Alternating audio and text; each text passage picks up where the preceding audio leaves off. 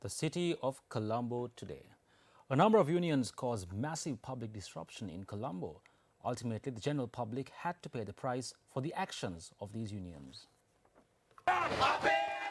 The non-academic staff of universities unionized themselves as the University Trade Unions Collective and gathered in Colombo earlier today. Following a protest march that began at Torrington and then the Colombo University, the group gathered beside the town hall premises.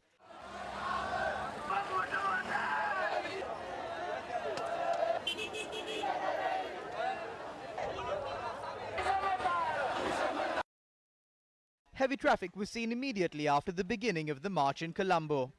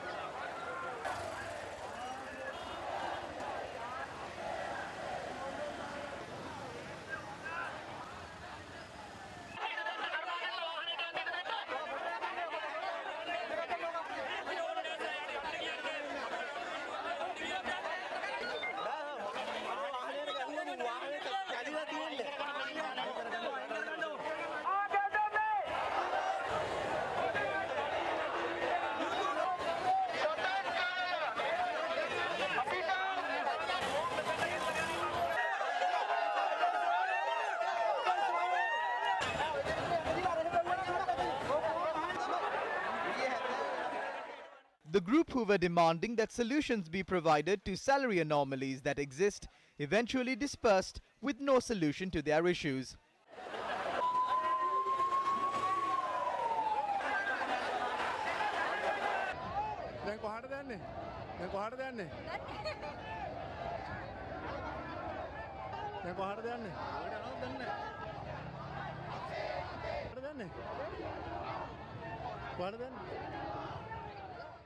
Engineers at the Mahaweli Authority carried out a protest opposite the head office, demanding that salary anomalies that have existed for a long period be resolved. They then marched towards the Presidential Secretariat, where they handed over an epistle.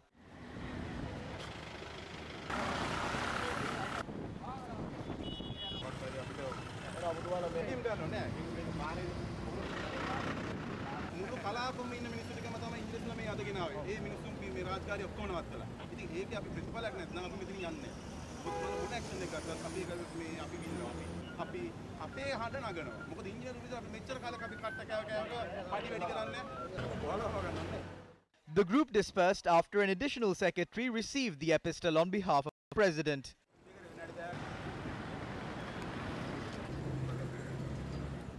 War veterans who served for less than 12 years and their families continued the Satyagraha campaign they began opposite the Fort Railway Station.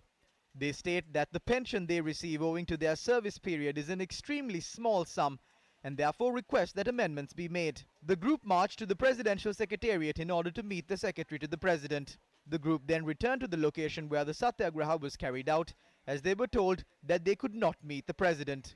They are carrying out the protest continuously against a backdrop where the President's cabinet paper to make the necessary amendments has been approved. The Fort Magistrate also issued an order against these protesters earlier today. This order has been issued against the chairman of the All Ceylon Deceased and Disabled War Veterans, the chairman of the National Air Force to protect the rights of war veterans, the convener of the Sinhalese Api National Organization by the Honorable Judiciary. They have ordered preventing their entrance to the Presidential Secretariat, the Defence Ministry and 7 other locations. The police authority in charge of Colombo Central and the Fort Police OIC have been granted permission to take action against those who violate these conditions. Meanwhile, the Independent Transport Services Union, protesting opposite the Colombo Fort Railway Station, demanded that the additional payment of 2,500 rupees being given to public servants also be given to Transport Board employees.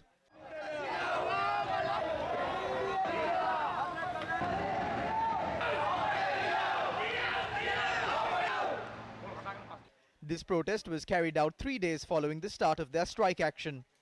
Employees belonging to 75 depots that come under the Transport Board joined in on the strike action.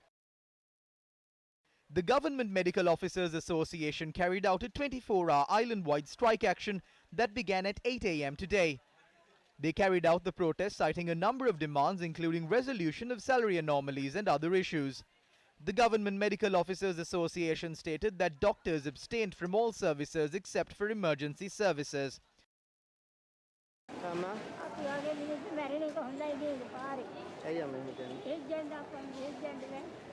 අපි වෛද්‍යවරු සලකන්නේ දෙවිවරු විදියට. ඉතින් එහෙම මේ වගේ වැඩකදී මේ අහිංසක මිනිස්සු අපාවතාරපත් කරන එක නම් මම හිතන්නේ තරම්ම සුදුසු නෑ මේ. Operations at the emergency treatment unit, the cancer treatment unit, the maternity ward and the kidney treatment unit at the Anuradhapura Teaching Hospital were in operation as usual. The Ministry of Public Administration presented a cabinet paper with a number of groups but have left out the doctors. We see this as a decision that seeks out to take revenge from the doctors in the country. If this is the same paper that was presented to cabinet on Tuesday, if the doctors are left out of that as well, we have no choice but to revert to our strike action starting 8 a.m. on Wednesday, where we will carry out a sustained strike action.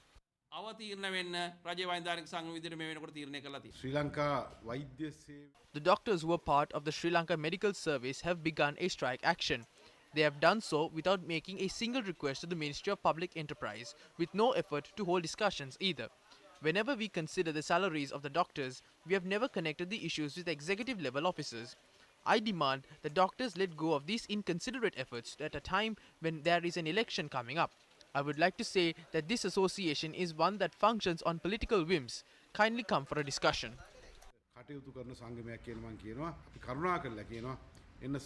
While strikes have been launched demanding for increases in salaries and incentives, President Maithripala Sirisena has suspended an incentive worth 200,000 rupees which was to be given to members of parliament.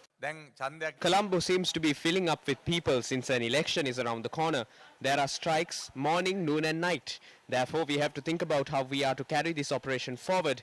Based on that, the President has rejected an incentive of 200,000 rupees which was to be given to parliamentarians. This had been proposed by the other side. As a country which has a monetary deficit, we are in a very tight situation. While Dayasiri Jayasekara made this revelation at an event held to hand over appointment letters to 1,492 graduates, President Maithripala Sirisena, who was the chief guest at this event, said since an election is to be held very soon, the government has been presenting many appointment letters. Usually September is named the month of literature. However, this month has turned into the month of handing out job appointments. Thousands of people are given jobs at the temple trees these days. It is the same at ministries. According to the election law, jobs cannot be handed out from the 1st. Therefore, the literature month has turned into a job month. Unemployment in Sri Lanka is around 5 to 6%. Meanwhile, a cabinet approval has been obtained to provide relief to people who have been subjected to political victimization amidst objections from the president. The recommendations presented by the president have been presented in a way which hinder the progress of this. Against such a backdrop, the Prime Minister and other cabinet ministers have taken steps to get this approved.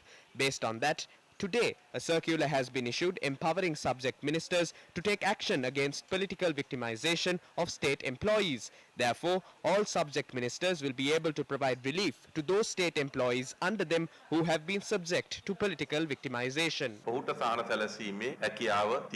At a time where various groups have taken to the streets, demanding higher wages and more incentives, the Prime Minister and his group seems to be squandering public money according to their whims and fancies, while handing over appointments and privileges to whoever they please. Isn't ignoring the agony of 21 million citizens a clear depiction of the leadership's inability?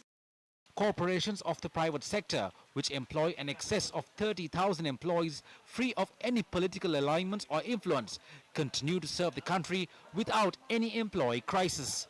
Is it not that way as a result of the leadership ability that those companies possess? Therefore, is it not time for incapable leaders to step down and allow one who is capable to take the helm?